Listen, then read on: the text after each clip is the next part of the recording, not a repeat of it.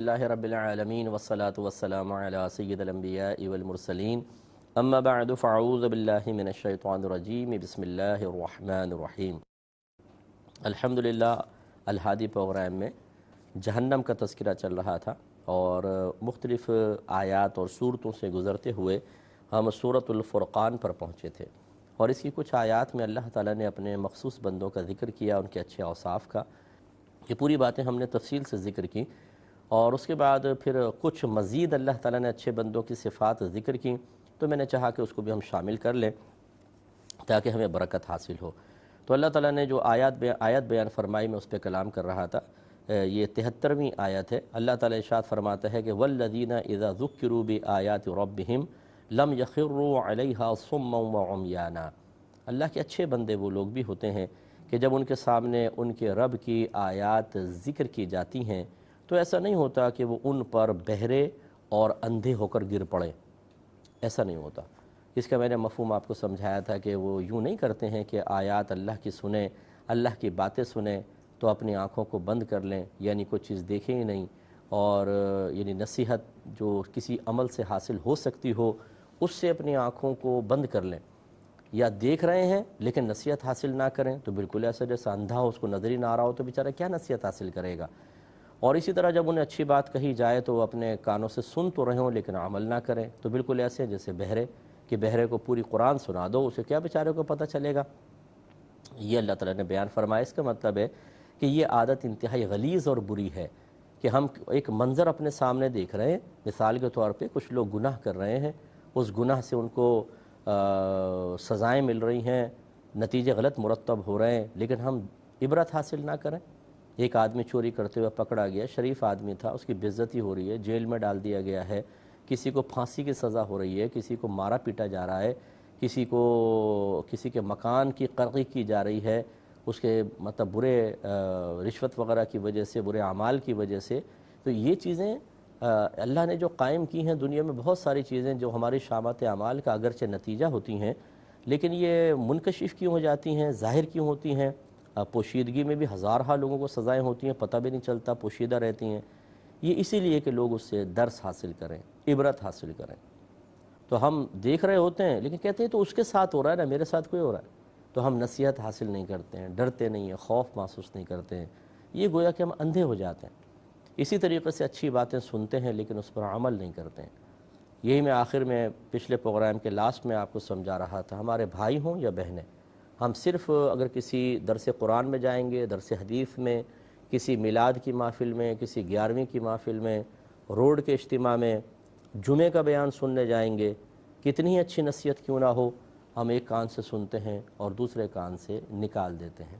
یہ میں اکثر مسلمانوں کی بات کر رہا ہوں، بہت سے ایسے اچھے بھی ہوتے ہیں جو بہت قلیل تعداد میں ہیں کہ سنتے ہیں، غور کرتے ہیں، اپنے سوچ میں، فکر میں، کردار میں، عمل میں، اخلاق میں تبدیلی لے کر آتے ہیں، اچھے لوگ بھی ہیں۔ لیکن بعض بالکل سرد مہر ہوتے ہیں، سنیں گے، وقتی اثر بھی قبول کریں گے، پھر چھوڑو، اور یہ کثیر تعداد ہوتی ہے۔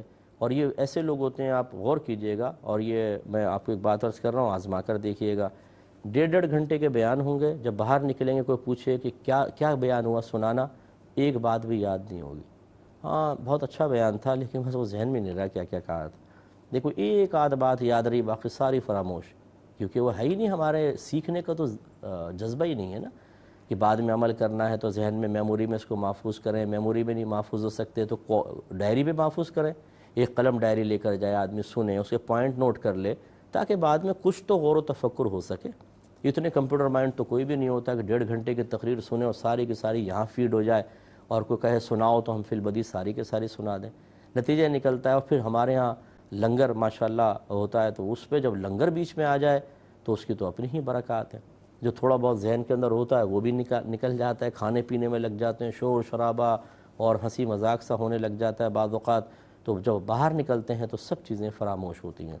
ایسا انسان لاکھوں بیان سن لے، اس کے عمل میں کوئی تبدیلی نہیں آتی، وہ بے نمازی ہے، بے نمازی رہے گا، وہ فحش کلامی کرتا ہے، فحش کلامی کرے گا، اس کے زبان پہ گالیاں ہی جاری رہیں گی، وہ مطلب گندی چیزیں سنتا ہے، بری چیزیں، ممنوعہ چیزیں وہ سنتا رہے گا، وہ بد نگاہی کرتا رہے گا، اس سے باز نہیں آئے گا، اس کی صحبت گندے لڑکوں کے ساتھ ہی ہوگی، وہ اپنے ماں باپ سے بدتمیزیاں پہلے بھی کرتا تھا، بعد میں بھی کرتا رہے گا، وہ اپنے مال کمانے کے سلسلے میں پہلے بھی غیر محتاط تھا، اب بھی غیر محتاط رہے گا۔ ہم یہ کیوں نہیں دیکھتے کہ اس معاشرے کے اندر اتنے بیانات کے باوجود ایک مثبت تبدیلی پیدا نہیں ہو رہی؟ اس کا مطلب ہے یا تو ہمارے بیانات کے اندر نقص ہے اور یا پھر ہماری تربیتوں کے اندر نقص ہے۔ میں اپنے اوپر لیتا ہوں، اپنی ذمہ داری لیتا ہوں، یعنی جتنے لوگ میرے اس میں ہیں کہ اگر وہ نہیں سنبھل پا رہے تو میں کہتا ہوں کہ یہ میری نصیحت میں کمی ہوگی، مجھے اور اچھے مؤثر انداز سے نصیحت کرنی چاہیے، مجھے اور اچھے انداز سے فرد و افراد پر توجہ کرنی چاہیے۔ ہم ایک دفعہ بعض اوقات اجتماعی طور پہ بیان کر رہے ہوتے ہیں، ہمیں فرد کو بھی ذہن میں رکھنا چاہیے، کون آپ کے پاس آتا ہے، کون بیٹھتا ہے، اس کے عمل میں کتنی تبدیلی آئی، کتنی نہیں، ان چیزوں سے پھر آہستہ آہستہ معاشرے میں تبدیلی آتی ہے۔ تو خلاصہ کلام یہ ہے کہ جو بھائی بہن مجھے سن رہے ہیں، خصوصاً میں اپنی بہنوں سے بھی گزارش کرتا ہوں، کتنی ہی عورتیں خواتین آتی ہیں عالمہ جو آپ کے سامنے بیان کرتی ہیں، لیکن ہماری بہنیں سنیں گی اور کھایا پیا اور نکل لیں۔ پہلے بھی شوہر سے بدتمیزی چل رہی تھی، اب بھی اس کے سینے پر چڑھ چڑھ کے گفتگو کریں گی۔ پہلے بھی لیگ پولنگ گھر میں جاری تھی، اب بھی جا کے ٹانگیں کھینچیں گی۔ غیبتیں، چغلیاں، بدنگاہی، گندہ ذہنی، خراب قسم کی صحبت، یہ چیزیں چلتی ہی رہتی ہیں، خواتین کی ختم نہیں ہوتی۔ اب آپ خراب قسم کی صحبت سے آپ ایک دم تصور کوئی اس طرف لے کے جائیں، کوئی فحاشی کی طرف نہیں۔ خراب قسم کی صحبت یہ بھی ہے کہ آپ ایسی خواتین سے رابطہ رکھیں جو آپ کے سامنے آ کے غیبتیں کریں، چغلیاں کریں، اپنے شوہر کے راز آپ کے سامنے ظاہر کریں اور پلاننگ بنائیں کہ کس کی ٹانگیں کیسے کھینچتی ہیں۔ کیا اس کو اچھی صحبت کہا جا سکتا ہے؟ فحش صحبت ایک الگ چیز ہے، یہ بھی بری صحبت ہے۔ تو ہمیں یہ تو ہمارا مسئلہ ہے کہ ہم بری صحبت سمجھتے ہیں، کوئی فاحش عورت ہو، گندی باتیں کرتی ہو، فلاں ہو، تب اس کے ساتھ بھی دوستی کرنا صحیح نہیں ہے، اس کو گھر پہ نہ بلاؤ، بدنامی ہوگی اور ذہن خراب ہوگا۔ ان سے تو ذہن خراب ہوگا ہی نہیں، ان سے تو پاکیزگی بڑھے گی، نورانیت بڑھے گی، بہت اچھا ایک تعمیری خیالات جنم لیں گے ذہن کے اندر، حالانکہ سب سے خطرناک یہ ہیں۔ خطرناک اس لیے ہیں کہ شرافت کے لبادے میں اور آفت ہیں، سمجھا نہیں؟ تو اس لیے کیونکہ کوئی اب گھر میں کوئی منع بھی نہیں کرے گا، اگر شوہر دیکھے گا بھائی ٹھیک ہے خواتین آئی ہیں گھر کی، محلے کی ہیں، تو فلاں کی زوجہ، فلاں کی بہن، فلاں کی وہ، اور آ کے کام وہ خطرناک ہوتا ہے کہ جو گناہ کبیرہ ہے۔ تو ہماری بہنوں کو اس کو سمجھنا چاہیے۔ تو کوئی عالمہ بیان کریں، آپ غور سے سنیں، اصلاحی بیان ہے، پوائنٹ نوٹ کریں، پھر گھر میں جا کے اپنا احتساب کریں کہ یہ اچھی اچھی باتیں بیان ہوئی ہیں۔ جیسے اب یہ ہمارا پروگرام ہے، فرض کر لیں، میری تو کوشش یہ ہوتی ہے کہ میں سب سے پہلے تو اپنے آپ کو نصیحت کروں، پھر میں جو بھائی بہن اپنا قیمتی وقت نکال کر ہمارے سامنے بیٹھتے ہیں وہ بھی نصیحت حاصل کریں۔ تو ہماری تو کوشش یہ ہوتی ہے، اور ہم اسی طرح انداز سے سمجھاتے ہیں، ایک چیز کی اچھائی برائی بیان کرتے ہیں، پھر کہتے ہیں اپنا احتساب کریں، تنہائی میں جائیں، سوچیں کہ ہم میں یہ اچھی خصوصیت ہے یا نہیں، یا یہ بری صفت ہے یا نہیں۔ اچھی خصوصیت نہیں ہے تو اپنے اندر پیدا کریں، اگر ہے تو اللہ کا شکر ادا کریں۔ بری صفت اگر اپنی ذات میں موجود ہے تو فکر کریں کہ ایسے اس کو دور کر سکتے ہیں، اور نہیں ہے تو اللہ کا شکر ادا کریں اور کوشش کریں کہ وہ آپ کی ذات میں کسی ذریعے سے پیدا نہ ہونے پائے۔ جب تک ہم یہ عمل نہیں کریں گے معاشرے میں کبھی تبدیلی نہیں آ سکتی۔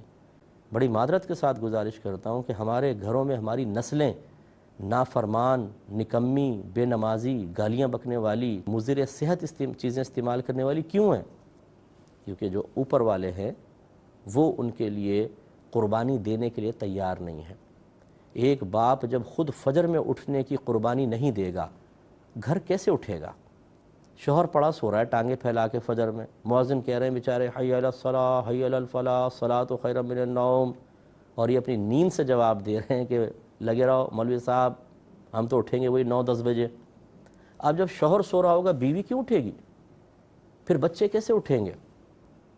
تو یہ تو میں آپ کو صحیح عرض کروں کہ اس معاشرے کی بے عملی میں بہت بڑا کردار اس قسم کے سرپرستوں کا ہے کہ جنہوں نے اپنی اولاد کو گناہوں پر دلیر کیا ہے اپنے عمل سے، اور اپنا جب ناقص عمل ہے تو ڈھیل دینے پہ مجبور ہے، اولاد کو ڈھیل دینی پڑے گی، بیوی کو ڈھیل دینی پڑے گی۔ کیسے منع کر سکتے ہیں گناہ سے جب خود کر رہا ہو؟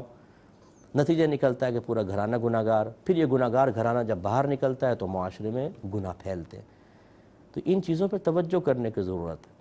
ہونا یہ چاہیے کہ ہمارے جو نئے شادی کرنے والے ہوں، پرانوں کو تو چلیں وہ پتہ نہیں مانیں گے نہیں مانیں گے، پکے ہو چکے ہوتے ہیں، لیکن جو نئے شادی کرنے والے ہیں ان کو کورسز کرنے چاہیے، گورنمنٹ لیول پر اگر ہوں تو بہت ہی بیسٹ ہے یہ کہ بالکل ایک تربیتی کورس ہونا چاہیے کہ اچھا شوہر کسے کہتے ہیں، اور مطلب شریعت کی تعلیم کی روشنی میں دنیاوی بھی اور اخلاقیات بھی سامنے ہو، ہمارا کلچر بھی سامنے ہو، مذہب بھی سامنے ہو کہ اچھا شوہر کیا ہوتا ہے، اچھی بیوی کیا ہوتی ہے، پھر اچھے ماں باپ کون ہوتے ہیں، ایک اچھا ماحول کسے کہتے ہیں، ایک اچھا گھرانہ کیا ہے۔ ایک گھر پہ اگر محنت ہوگی نا ایک گھر پر، تو اس کی نسلیں بہتر ہو جائیں گی، پھر یہ اگر اچھے ہو جائیں گے باہر نکلیں گے، ان کا اثر ضرور دوسرے پر ہوگا۔ اور اگر مطلب اس طرح مختلف مقامات پر اچھے سلجھے ہوئے لوگوں کے ذریعے کورسز کروائے جائیں، اثر پیدا ہوتا ہے، پھر معاشرہ بہت اچھا بنے گا۔ اب دیکھیں باہر کے ملکوں میں آپ جائیے، میں نے مشاہدہ کیا ہے، بس آ کے رکے گی، اگر کوئی بہت پہلے بھی کھڑا ہوا ہے نا اور بس آ کے رکی، مثلا وہ اس طرف اسٹاپ پہ کھڑا ہے، بس تھوڑی آگے جا کے رک گئی، تو یہ والے لوگ پہلے لائن میں لگ گئے، یہ آبجیکشن نہیں کرے گا کہ میں پہلے کھڑا تھا، میں لائن میں لگوں گا، نہیں، بالکل لائن لگ جائے گی، کیوں ہوگی، ایک ایک کر کے چڑھیں گے۔ یہ کیوں ایسا ہوتا ہے؟ کوئی پولیس والا نہیں ہے، کوئی دیکھنے والا نہیں ہے، کوئی روکنے والا نہیں ہے، لیکن بالکل سلیقے اور ادب سے چڑھ رہے ہیں، لڑائی جھگڑا نہیں ہے، فتنہ فساد نہیں ہے۔ اور ہمارے یہاں پر جو بعد میں آنے والا ہے، جو پہلے بھی اگر آگے کھڑا ہوگا اس کو اٹھا کے سائیڈ میں پھینکے گا اور گھس جائے گا اندر، کھڑکیوں سے کود جاتے ہیں اندر۔ اور اگر کوئی پہلے کھڑا اور کوئی بعد میں آ کے آگے کھڑا ہو جائے تو اس کو دھنا دھن ماریں گے، پیٹیں گے کہ میں پہلے کھڑا تھا، کھڑکی والی سیٹ مجھے چاہیے، یہ میرا ٹارگٹ تھی۔ اور جو طوفان بدتمیزی ہوتا ہے آپ اندازہ کریں، یہ آپ کو جو صورتحال نظر آ رہی ہے، جو کہتے ہیں نا کہ معذرت کے ساتھ لفظ استعمال کر رہا ہوں، پڑھے لکھے جاہل، وہ کیوں ہوتے ہیں کہ پڑھتے ہیں لیکن تربیت نہیں ہوتی۔ جب تربیت نہیں ہوتی تو لازم بات ہے کہ غیر تربیت یافتہ کا اخلاق، اس کا کردار، اس کا عمل خراب ہی ہوگا۔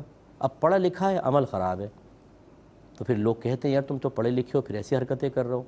تو وہ حرکت اس لیے کرتا ہے کہ خالی پڑھنے سے انسان کے اندر چینج نہیں آتا، اس کے لیے ایک تربیتی پروسیس بھی چاہیے جو کرنا پڑتا ہے، اور وہ نہیں کر رہے۔ اور ہمارا قرآن دیکھیں ہر طرح کی تربیت فراہم کر رہا ہے۔ تو خلاصہ کلام یہ ہے کہ جتنے ہمارے بہن بھائی ہمیں سن رہے ہیں، میں گزارش کرتا ہوں کہ جو کچھ بھی بیان ہو اسے غور سے سنیں، اپنا احتساب کریں، اور پھر اپنے عمل میں پازیٹیو چینج لے کر آئیں۔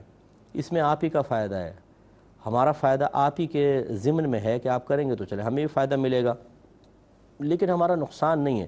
اگر کوئی ہماری نصیحت قبول نہیں کرتا ہے، قرآن کی بات قبول نہیں کرتا ہے، نہ قرآن کا نقصان نہ ہمارا نقصان آپ کا ہوگا۔ اور اللہ تبارک و تعالیٰ جو مذمتی کلام بیان فرمائے ہیں کافروں کے بارے میں، بے عملوں کے بارے میں، وہ سارے مذمتی کلام آپ کی طرف متوجہ ہوں گے۔ میں اکثر اس کو بھی سمجھاتے رہتا ہوں، کیا ہم یہ پسند کریں گے کوئی ہمیں کہے اے چور اور ڈاکو اور فراڈیے؟ بالکل بھی پسند نہیں کریں گے۔ اور چرسی اور موالی، ہم ان چیزوں کو بالکل پسند نہیں کرتے۔ لیکن آپ یہ غور کر لیجئے کہ ہم ایسے کام کر رہے ہوتے ہیں کہ ہمیں ایسا کہہ دیا جائے، یعنی لقب کو پسند نہیں کر رہے، عمل وہی ہے۔ تو ہونا یہ چاہیے کہ جس طرح ہم نام کو ناپسند کر رہے ہوں، وہ نام جس کام کی وجہ سے دیا جاتا ہے اس کام کو اس سے کہیں زیادہ ناپسند کریں، تب یہ کہ انسان ایک کامل بنتا ہے۔ اب جھوٹ بولنے والے کو آپ بولتے ہیں وہ جھوٹے، ناراض ہو جائے گا۔ چوری کرنے والے کو بولے وہ چور، تو آپ گریبان پکڑ لے گا، بھائی تو تمہیں چور نہیں کہیں تو کیا کہیں، پیر صاحب تو کہنے سے رہے۔ لیکن بہرحال وہ بھائی کیوں مجھے کہہ رہا ہوں، ہر کام کر رہے ہیں برا، کہو نہیں۔ تو یہ چیز سمجھنے والی ہے۔ اس کا مطلب یہ ہے کہ ہماری طبیعت میں برائی کو برائی سمجھنے کا ایک مادہ موجود ہے۔ دیکھیں نا، لقب برا لگ رہا ہے نا، طبیعت نفرت کر رہی ہے اس سے، یار مجھے ایسا کیوں کہا، بس اس کو بڑھانے کی ضرورت ہے۔ یہ جب جذبہ بڑھتا ہے نا، تو جیسے لقب کو انسان ناپسند کرتا ہے، عمل سے بھی اتنی ہی نفرت ہو جاتی ہے، میں کیوں گندا کام کروں کہ کوئی مجھے ایسا کہے، پھر بہت اچھا ہوتا ہے۔